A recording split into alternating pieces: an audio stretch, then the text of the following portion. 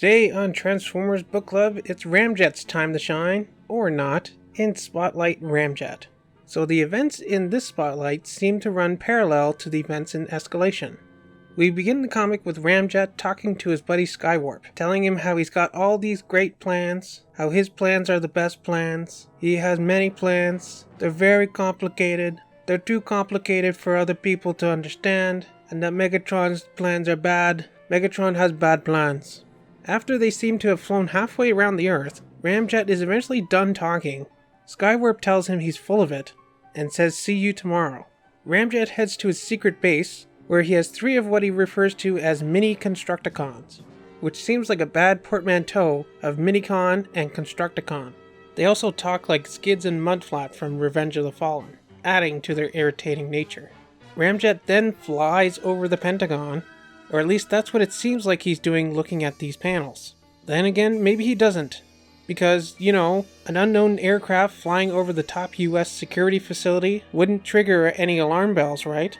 Anyways, he calls up a facsimile that he somehow planted in the Pentagon. One he admits is of inferior construction. So what he's saying here is No, you know what? I better not say it. You can decide for yourself what the intent is here.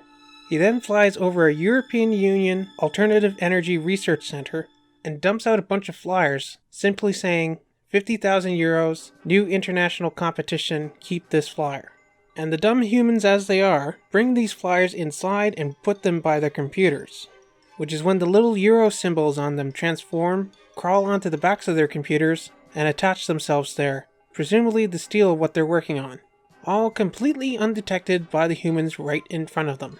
Ramjet then returns home, where the mini-constructicons have completed work on a universal Cybertronic tracker, which is apparently a giant flip phone capable of tracking any Cybertronian anywhere in the galaxy at any time. After destroying 2 of the mini-constructicons for their insolence, Ramjet heads outside to retrieve the codes from his facsimile.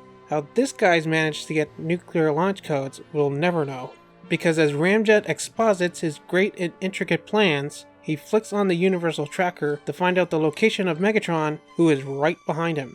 Without saying a word, Megatron destroys Ramjet and rips his spark from his chest. Then apparently Megatron knew all about Ramjet's plans because he scatters parts of his corpse all around the Earth, an arm in the Pentagon, a leg in the European Energy Center, and the rest of his body in his home base, with Megatron taking his head as a trophy. Seems like a dumb move just to hand Cybertronian remains over to Earth governments like this. But hey, maybe this is all part of Megatron's plans. Where to begin with this spotlight? It's not very good. It was written by Stuart Moore, whose only other Transformers writing credits are the Avengers Transformers crossover miniseries, which I seem to recall was also not very good, and a cancelled miniseries starring Punch Counterpunch and Jimmy Pink titled Legacy of Rust. But apparently he's written for a whole bunch of Marvel titles, and freelance for other comic book companies both big and small. So he must have better work than this. At least the art by Robbie Musso is excellent. Of all the stories we've read so far, this is definitely the most skippable out of them.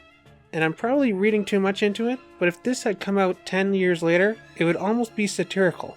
Well, hopefully next week's read will be much better when we take a look at Spotlight Galvatron. See you then.